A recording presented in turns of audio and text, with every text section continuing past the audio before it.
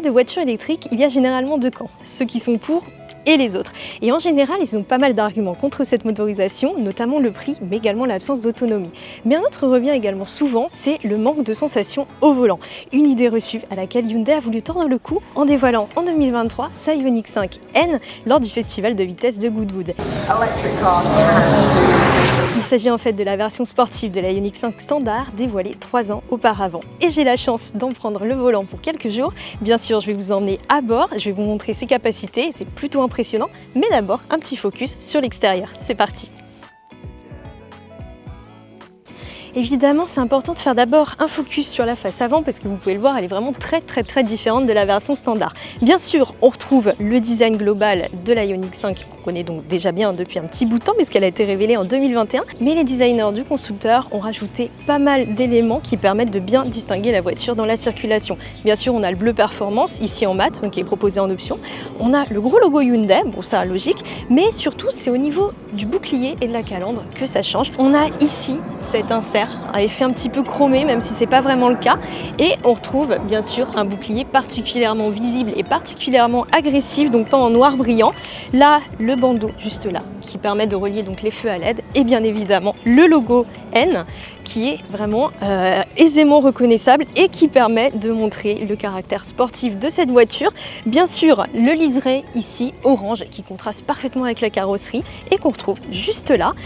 Dans l'ensemble, je trouve que cette voiture est quand même très réussie, très agressive. Alors on peut voir que le capot est à peine nervuré. On a juste ici une petite ligne de style donc de chaque côté. En fait, elle en fait pas trop dans les lignes, mais en fait la couleur et le look en général, et ça permet quand même de lui donner un sacré caractère. Il faut savoir également qu'elle a été rabaissée de 20 mm et que les voies ont été élargies de 50, ce qui permet là encore de lui donner plus de présence, mais aussi, on va le voir juste après, d'améliorer la tenue de route par rapport à la version standard. Je voulais vous faire un petit focus également sur le dessin des feux. Alors ça se voit pas très bien à l'image, mais en fait ils sont en relief et ils forment un espèce de carré un peu en pixels et en fait qui fait référence, vous allez le voir, au feu à l'arrière. Je vous montre maintenant le profil de cette voiture. Il faut savoir qu'elle mesure pas moins de 4,72 m, donc c'est quand même une auto qui est assez massive dans l'ensemble et on le voit justement ici. Là, on retrouve des grandes jantes de 21 pouces au design assez réussi, évidemment siglé N, un logo qu'on retrouve quasiment plus souvent que le logo Hyundai sur cette voiture, donc qui devrait ravir les amateurs de voitures sportives. La ligne de toit, vous pouvez voir, elle est quand même assez droite, et ce qui favorise l'habitabilité, puisqu'il faut se rappeler que cette Ioniq 5N est dérivée à la base d'une compacte familiale, donc elle est quand même faite pour accueillir pas mal de monde et surtout être utilisée tous les jours. Alors on peut le voir ici, donc on retrouve des bas de caisse, là encore pas en noir brillant, avec un insert orange et le logo N que l'on retrouve juste ici. Alors vous pouvez peut-être pas le voir très bien de loin, mais je vais vous montrer en détail, mais on retrouve des prises d'air juste là, donc qui permettent d'améliorer le flux aérodynamique, donc de réduire légèrement la consommation, mais également de refroidir un petit peu le système de freinage et les roues. Dans l'ensemble, donc cette voiture, je vous l'ai dit, elle est un peu rabaissée, ça se voit ici, et ça lui donne plus de caractère. On retrouve des coques de rétroviseur noirs. Elle a un style vraiment très sportif, et je peux vous dire que durant l'essai, tout le monde se retournait dessus. Je trouve ça assez sympa, j'aime beaucoup la couleur qu'ils ont donné à cette voiture, donc qui est en option, je vous l'ai dit, mais je pense que c'est un choix qui est vraiment très pertinent. Et d'ailleurs, c'est une des seules options sur cette voiture, puisque tout, vous allez voir, est quasiment livré de série.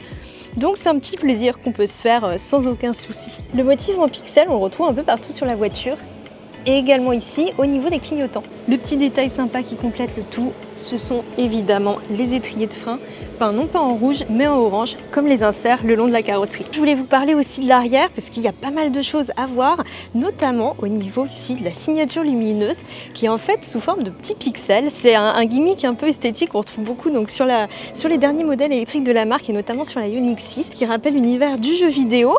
Bien évidemment le logo N qui est également présent et là encore ce bouclier noir très imposant qui déborde ici et qui donne vraiment beaucoup de caractère à la voiture. Visuellement c'est quand même très intéressant, c'est pas discret du tout évidemment, mais ça a son petit charme, moi j'aime beaucoup.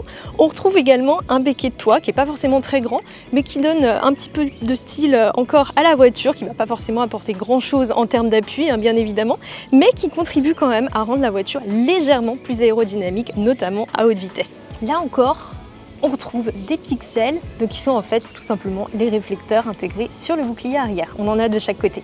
On est maintenant donc à bord de cette Ioniq 5N. Alors vous l'avez vu, l'extérieur est quand même assez exubérant, il se remarque quand même beaucoup sur la route. Tout le contraire du poste de conduite. Celui-ci est quand même très sobre. En fait, il reprend la présentation de la version standard, logique. Et il est surtout très techno, mais sans trop en faire. Et ça, c'est vraiment génial parce que c'est quelque chose moi, que je reproche sur beaucoup de voitures récentes, c'est qu'il y a trop d'écrans, trop de boutons tactiles. Et là, c'est pas le cas. On a ici des vrais boutons physiques. Ça, c'est vraiment très cool. Tout ce qui est lié à la climatisation, c'est des boutons à retour haptique. Et je trouve que ça marche plutôt bien. Ça apporte une ambiance moderne sans trop en faire. Et c'est très agréable. Et visuellement, d'ailleurs, c'est aussi très très joli. Devant le conducteur, on a une grande dalle numérique. En fait, c'est 2 écrans à coller, donc un combiné d'instrumentation et un écran tactile de 12,3 pouces, donc les deux. Et dans l'ensemble, ça fait quelque chose de très joli, pas trop moderne non plus, pas trop futuriste, juste ce qu'il faut. On a un affichage devant nous qui est très très clair, qu'on peut personnaliser également et qui affiche donc toutes les données importantes pour la conduite et qui va de pair avec l'affichage tête haute qui est projeté sur le pare-brise. Donc on est vraiment bien assisté dans cette voiture. Au niveau du système d'infodivertissement, alors celui-ci est repris des autres modèles du constructeur, donc pas de vraie surprise à ce niveau-là, et si vous êtes familier déjà de la marque, vous ne serez pas du tout perdu. Dans l'ensemble, la navigation est plutôt simple. Il faut quand même prendre un petit peu le temps de trouver un petit peu ses repères, etc. Mais je trouve que c'est assez intuitif, on a tous les réglages, etc. Bien sûr, c'est compatible avec Apple CarPlay et Android Auto sans fil. On peut donc laisser le téléphone sur le chargeur à induction. On retrouve également des prises USB-C un petit peu partout dans la voiture. Je vais vous montrer, il y en a également à l'arrière. On en a 2 ici, on en a une là, on a ici un allume-cigare. Donc on a vraiment tout ce qu'il faut. Je trouve que l'intérieur est très très bien pensé. Les rangements sont nombreux. Juste là, on retrouve 2 porte-gobelets. On a une grande boîte à gants également. On peut loger vraiment plein d'affaires et c'est une voiture qui est bien pensée, qui reste du coup familiale et tout à fait utilisable pour tous les jours. C'est dommage, je trouve que c'est un petit peu sobre par rapport au style extérieur. Alors évidemment, on retrouve quelques petites touches de bleu, notamment ici sur la planche de bord. On a des sièges baquets qui sont recouverts de cuir et d'alcantara qui donnent là encore un style très sportif à la voiture. Mais dans l'ensemble quand même, ça reste assez classique, presque peut-être même un peu austère. À noter également que les sièges donc, ils sont à réglage manuel, c'est un peu dommage à ce niveau de prix, mais par contre pour compenser, ils sont chauffants et ventilés. Et je peux vous dire qu'en été ou quand il fait très froid, c'est vraiment très agréable et c'est quelque chose qu'on est content de retrouver sur ce genre de voiture. Au niveau du volant, il y a quelques petites choses à dire aussi parce que celui-ci a un design un petit peu particulier, c'est pas le même que sur la version standard puisqu'on a des boutons spécifiques, notamment le bouton pour avoir un petit gain de puissance, mais je vais revenir dessus pendant la conduite pour vous expliquer un peu à quoi il sert. On a le bouton également pour sélectionner le mode de conduite, assez classique mais très intuitif, et on retrouve 2 boutons également siglés N pour en fait accéder aux 2 modes de configuration qu'on peut régler soi-même. Au niveau de la régénération au freinage, tout se fait au niveau des palettes. Un petit mot également sur la console centrale qui est vraiment creusée, donc je vous l'ai dit, on retrouve 2 porte-gobelets et également un rangement ici au niveau de la coudoir qui est facile à ouvrir et qui est assez spacieux également. Là, une petite console où je vous l'ai dit, on a un chargeur sans fil et là, on a un autre petit rangement où on peut mettre encore toutes sortes d'affaires. Donc cette voiture, elle est quand même très bien pensée. Un mot sur la qualité perçue qui est globalement assez bonne, même si je trouve qu'il y a certains matériaux qui font peut-être pas forcément aussi haut de gamme qu'on l'aurait aimé, notamment ici. Alors c'est légèrement moussé quand même, mais ce plastique un peu grainé, je trouve que ça donne un air un petit peu cheap à la voiture et c'est un peu dommage. J'aurais peut-être aimé un petit peu plus des petites touches d'alcantara. Évidemment ça aurait peut-être fait grimper un peu le prix de la voiture parce que là par exemple ce plastique là c'est pas choquant en soi, mais je trouve que voilà, c'est encore un peu dommage. On a des plastiques quand même durs assez visibles qui font un petit peu baisser la qualité perçue dans l'ensemble, même si ça reste quand même tout à fait correct, hein, bien évidemment. A noter également que l'écran intègre un planificateur d'itinéraire, donc on peut tout gérer directement dans celui-ci si on fait des longs trajets par exemple, et il est également compatible avec les mises à jour OTA à distance qui permet là encore de profiter de fonctionnalités au fur et à mesure qu'elles arrivent. J'aime beaucoup ce motif en damier qu'on retrouve ici sur les contreportes, donc de chaque côté, à l'avant et à l'arrière. Un petit détail assez amusant, juste là, au niveau du combiné d'instrumentation, en fait on retrouve une enceinte. Et il y a un autre petit détail à l'intérieur que je voulais vous montrer et qui vaut coup d'œil, c'est ici, au niveau du pédalier, on peut voir là encore des damiers ou des pixels, c'est au choix. Et il y en a également ici au niveau des seuils de porte. Je vous l'ai dit, la Ioniq 5N, ça reste une compacte familiale. Je me trouve ici à l'arrière. Comme d'habitude, j'ai réglé le siège à ma taille pour conduire et comme d'habitude, je mesure à peu près 1,60 m. Donc ça vous donne quand même une idée à peu près de ce que vous pouvez avoir si vous vous installez à l'arrière, donc si vous faites à peu près ma taille. On est quand même bien installé, hein. Vous pouvez voir que j'ai pas mal d'espace et la banquette arrière est également très confortable. On est bien incliné, pas trop non plus évidemment. Un petit détail aussi, elle est chauffante et là encore c'est livré de série sur la sportive. Ça c'est un point qui est très important et qu'on retrouve sur pas mal de voitures haut de gamme, mais pas forcément sur des voitures de ce niveau de prix là, même si vous allez le voir à la fin, il est quand même assez élevé, mais ça reste une voiture familiale et relativement grand public, donc c'est quand même très bien d'avoir ça. Là encore, on a du cuir et de l'Alcantara qui fait écho au siège à l'avant. On a quelques bacs de rangement qui sont assez corrects. Je trouve que c'est un peu dommage en général sur les voitures, l'arrière est assez délaissé au niveau rangement, donc là on peut quand même mettre une petite bouteille d'eau en forçant un peu. Et surtout, alors on peut pas régler la climatisation à l'arrière, en revanche on a 2 ports USB-C également, donc on peut charger tous ces appareils numériques, ce qui est quand même idéal pour les longs trajets, et je peux vous dire qu'on peut voyager loin avec cette Ioniq 5N sans aucun souci. Pour les sièges, ils sont très beaux, hein, vraiment la coque est sympa, mais ce qui est dommage quand même, c'est que ça manque d'un petit rangement à ce niveau-là, parce qu'il ne faut pas oublier que c'est une voiture où on pourrait transporter ses enfants, et c'est quand même bien d'avoir une petite pochette qui manque un petit peu ici. Je vous l'ai dit, la Ioniq 5N, ça reste avant tout une Ioniq 5, donc une voiture familiale, et ça se voit notamment au niveau du coffre, puisque celui-ci est compris entre 527 litres dans cette configuration et 1600 litres quand la banquette est rabattue juste là. Donc vous pouvez le voir, on peut mettre ici des câbles sans aucun souci, et on a également quelques petits rangements pour mettre quelques petites affaires. On est maintenant donc au volant de cette Ioniq 5N. Alors vous pouvez l'entendre, elle fait pas mal de bruit, c'est normal, on est bien à bord d'une électrique, je vous en ai parlé juste avant. Et en fait ça, c'est vraiment le point, je pense, le plus intéressant sur cette voiture, c'est en fait le simulateur de son. Alors il y a plusieurs modes qui sont disponibles et rassurez-vous, pour ceux qui veulent vraiment une voiture électrique silencieuse, il est évidemment possible de le désactiver. Tout ça se fait directement dans l'écran, c'est assez intuitif, même s'il faut quand même un petit peu chercher. Mais une fois qu'on a compris, ça se fait assez facilement. Je veux revenir sur ce son parce que c'est vraiment l'un des gros atouts de cette voiture, en plus du mode de simulation de rapport que je vais vous montrer juste après. Mais ça, je trouve ça hyper bluffant. J'ai un indicateur qui me montre le régime moteur comme une vraie voiture thermique et également le rapport virtuel dans lequel je suis. Donc là, je suis en deuxième. Et vous entendez, on entend vraiment le bruit du moteur et c'est très bien fait pour le coup. Alors ceux qui connaissent un petit peu la gamme sportive Hyundai et notamment l'i20 et l'i30N savent que le constructeur se débrouille très bien pour ce qui est du son de l'échappement. Et là je suis contente qu'ils aient conservé ça. Évidemment c'est électrique donc c'est tout à fait virtuel et ça peut sonner un petit peu fake, mais je trouve que globalement le résultat est quand même très impressionnant. Là je vais faire une petite accélération et je vais vous montrer, c'est parti.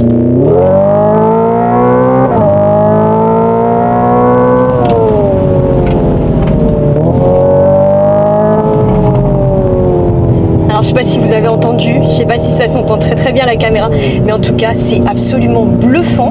On a vraiment l'impression d'être dans une voiture thermique en fait, avec en plus ce simulateur donc de passage de rapport, vraiment comme une boîte automatique et qui marcherait d'ailleurs encore mieux qu'une vraie boîte auto puisqu'on est sur une voiture électrique, je le rappelle. Donc on a le couple instantané qui culmine à 770 Nm, c'est énorme. On a un 0 à 100 en 3,4 secondes, donc c'est tout à fait bluffant. Et je voulais aussi en parler, on a un mode overboost on peut dire qui permet d'accéder à la puissance maximale de 650 chevaux pendant 10 secondes, ce qui permet évidemment donc de faire des départs arrêtés, de se faire vraiment très plaisir. Ce que j'adore dans cette voiture, moi vous le savez, je suis une passionnée de conduite et les voitures électriques c'est pas forcément la chose vers laquelle je me tournerai en premier, mais là pour le coup Hyundai a quand même fait du très bon boulot sur cette voiture à ce niveau là, et en fait on retrouve vraiment les sensations d'une voiture thermique.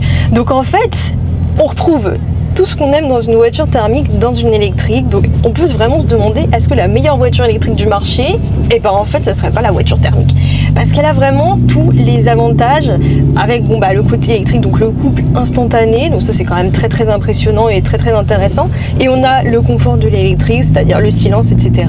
Quand on veut vraiment tout désactiver et rouler par exemple en ville, on a vraiment les atouts d'une Ioniq 5 standard, et donc on peut avoir vraiment le meilleur des deux mondes, et ça c'est vraiment très chouette. En termes de comportement, là pareil, c'est bluffant. Évidemment, la voiture est quand même assez lourde, hein, mais avec toute la puissance qu'on a et tout le couple, ça se ressent pas trop. Je l'ai essayé un petit peu dans les virages. Là, bon, il y a beaucoup de monde devant moi, donc je peux pas rouler très très fort. Mais en tout cas, elle a un châssis qui est très très bon et en fait qui nous rappelle encore les sportifs de la gamme, la i30N notamment, qui est une voiture que j'ai adorée et qui se comporte très très bien aussi. Et là, on a pareil, ce côté très rigoureux. Et peut-être même un peu plus, puisque je vous rappelle que les batteries sont installées sous le plancher, donc forcément le centre de gravité est rabaissé. Donc on a un poids plus élevé qu'on aurait sur une voiture thermique logiquement, mais avec une tenue de route qui est un peu meilleure. Il faut savoir également qu'elle profite d'un amortissement adaptatif, donc qui s'adapte au mode de conduite choisi.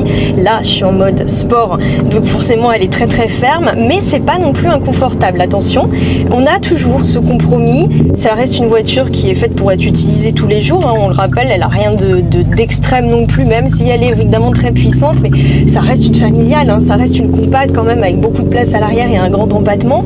On n'est pas sur une voiture radicale absolument, donc ça c'est très très bien et je l'ai essayé sur des Dodan en mode normal et c'est tout à fait utilisable tous les jours, mais en mode sport, et ben c'est encore plus ferme et encore plus rigoureux. Donc ça c'est un vrai plaisir. C'est vraiment une voiture avec laquelle on va vraiment bien s'amuser. La direction également, alors elle est très consistante et elle n'est pas trop dure. On n'est pas obligé de se battre avec la voiture non plus. Dans les virages c'est agréable et elle se raffermit en fonction de la vitesse comme beaucoup de voitures le font également. Un point sur le freinage qui marche très très bien également. Il faudra quand même appuyer très fort sur la pédale parce que sans ça il se passera pas grand chose et la pédale est quand même très dure, donc il faudra vraiment pas hésiter à insister. Mais dans l'ensemble il est plutôt impressionnant et il offre une bonne endurance aussi, et ça c'est quand même très rassurant parce que quand il faut arrêter toute cette cavalerie, je peux vous dire que c'est très très bien d'avoir un système de freinage performant.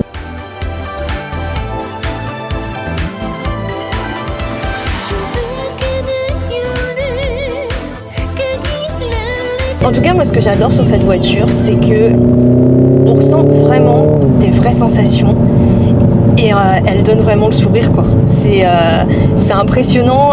En fait, on oublie vite qu'on est dans une voiture électrique. À noter également qu'elle a un différentiel, donc ça permet de corriger les éventuels excès de confiance et les petites erreurs de pilotage. Et elle est ici donc en 4 roues motrices. On a un moteur à l'avant et un moteur à l'arrière, donc un sur chaque essieu, ce qui permet là encore de mieux river la voiture au sol et de mieux faire passer la puissance. Si vous avez vu ma vidéo sur la Lotus Emea R par exemple, je me plaignais que lors des départs arrêtés, l'avant soulevait un petit peu et en fait on avait beaucoup de remontées de coupe dans le volant. Là c'est vraiment pas du tout le cas. Là depuis tout à l'heure je roule avec l'ESC, alors pas déconnecté à fond mais en mode sport, donc qui est beaucoup plus permissif qu'en mode normal et je me suis pas fait du tout peur. Après je vous rappelle que là il fait 29 degrés, que le sol il est bien sec, que les roues elles atterrent bien, donc c'est des conditions idéales. Mais ça reste quand même une voiture qui est très très saine, mais quand même si vous voulez vous amuser, sachez qu'il y a un mode drift. Alors je l'ai pas encore essayé, je pense pas que je le ferai parce que sur route ouverte évidemment c'est pas recommandé, mais sachez que ça existe. Je pense qu'actuellement vraiment c'est une des meilleures, si ce n'est la meilleure voiture électrique du marché pour les amateurs de sportivité. Évidemment, il y a des modèles qui seront plus confortables, qui seront peut-être plus adaptés pour des longs trajets, etc. Mais même, je trouve d'ailleurs que pour les longs voyages, elle se débrouille très très bien. Là, donc je suis à 87% d'autonomie, il me reste 259 km, ce qui est tout à fait correct. Un mot sur la batterie, cette voiture, elle a une capacité de 84 kWh, donc ce qui est pas mal du tout. Et l'autonomie est annoncée à 448 km selon le cycle WLTP. Alors on sait bien que ça varie selon les conditions atmosphériques et le style de conduite, mais globalement, de ce que j'ai vu, la consommation, elle reste quand même assez raisonnable. Là, pour vous donner un ordre d'idée, j'ai roulé quand même de manière assez sportive et je suis à 24 kWh au 100 km, mais en roulant un petit peu plus cool, je pense qu'on peut descendre en dessous des 20. On a la régénération au freinage également, donc qui se fait directement avec les palettes, et ça c'est une bonne chose pour les gens qui aiment, et notamment pour ceux qui utilisent beaucoup cette voiture en ville, c'est qu'elle a le mode de conduite à une seule pédale qui permet d'aller jusqu'à l'arrêt. Donc en fait on peut mettre la régénération au maximum et en fait juste relâcher la pédale d'accélérateur et la voiture va s'arrêter toute seule. Là, vous entendez, on a toujours le bruit de l'échappement, enfin, du faux échappement. Bien sûr, on peut l'enlever. Il suffit juste d'appuyer sur le bouton. Et là, on trouve un comportement de vraie voiture électrique très silencieux. On a une très bonne insonorisation également. Je voulais vous parler de la recharge. Alors là, vous l'entendez, c'est l'aide à la conduite pour signaler que je dépasse légèrement la limitation de vitesse. Alors c'est quelque chose qui est obligatoire dans le cadre de la norme GSR2 et que Hyundai évidemment l'intègre. En revanche, ce qui est très bien, c'est que le constructeur a pensé un bouton pour le désactiver. Il suffit en fait de rester appuyé sur le bouton du volume sonore. C'est un petit tips comme ça, mais qui peut vraiment changer la vie sur les longs trajets parce qu'on sait que c'est vraiment très désagréable d'avoir ce genre de rappel constamment. Il faut savoir que cette voiture, elle est équipée d'une architecture 800 volts. Il faut seulement 18 minutes pour passer de 10 à 80% d'autonomie. Il faut savoir donc que la batterie encaisse une puissance de 350 kW, ce qui est quand même très élevé et ce qui fait partie actuellement des meilleurs du marché à l'heure actuelle. Évidemment, il y a mieux. Par exemple, la Lotus que je vous ai présentée il y a quelques temps sur la chaîne, elle peut encaisser jusqu'à 402 kW, mais ça reste quand même très élevé. Il faut savoir que sur cette voiture, on peut absolument tout régler et tout configurer. Donc ça, c'est vraiment très chouette. Ça laisse une vraie marge pour vraiment en fait faire la voiture comme on veut, en fonction, est-ce qu'on veut rouler fort, pas fort, est-ce qu'on veut plutôt s'amuser, est-ce qu'on veut une voiture rigoureuse, etc. On peut vraiment tout régler. En ville, on peut voir qu'elle a un comportement quand même qui est assez bon dans l'ensemble, un peu ferme quand même en mode normal, mais qui est pas non plus désagréable, pas du tout, loin de là. À vrai dire, j'ai pas trouvé beaucoup de défauts à redire à cette voiture, qui est quand même, je vous l'ai dit, une des meilleures du segment et surtout une des meilleures parmi les voitures électriques et qui va vraiment peut-être faire changer d'avis certains qui sont complètement opposés à cette motorisation, même si bien évidemment on garde quand même en tête que tout ça c'est du faux. Le simulateur de passage de rapport, il est quand même extrêmement bluffant et vraiment je vous conseille de faire le test. Emmenez quelqu'un avec vous, si vous avez l'occasion de la conduire ou même si vous en avez acheté une, emmenez quelqu'un avec vous qui n'a pas l'habitude, qui ne connaît pas cette voiture, vous lui dites pas qu'elle est électrique, vous lui dites rien, vous l'emmenez, vous faites une accélération et à mon avis elle va vraiment être bluffée.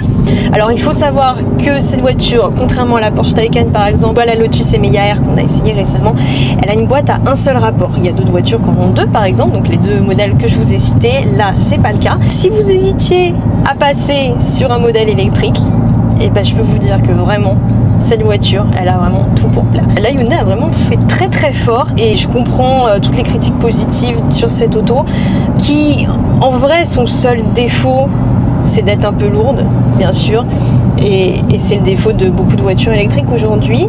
Mais comme elle a un très bon comportement dans l'ensemble, c'est pas forcément gênant. Je pense que vous l'avez remarqué, je suis très convaincue par cette voiture qui pourrait presque me faire changer d'avis sur l'électrique. Donc bravo Hyundai pour ça et qui pourrait faire changer d'avis beaucoup de monde également sur cette motorisation. Si cette voiture vous plaît, alors sachez qu'elle est déjà disponible à la commande depuis un petit bout de temps à partir de 78 000 €. Donc forcément, elle n'est pas éligible au bonus écologique qui est pour rappel limité aux voitures de moins de 47 000 €.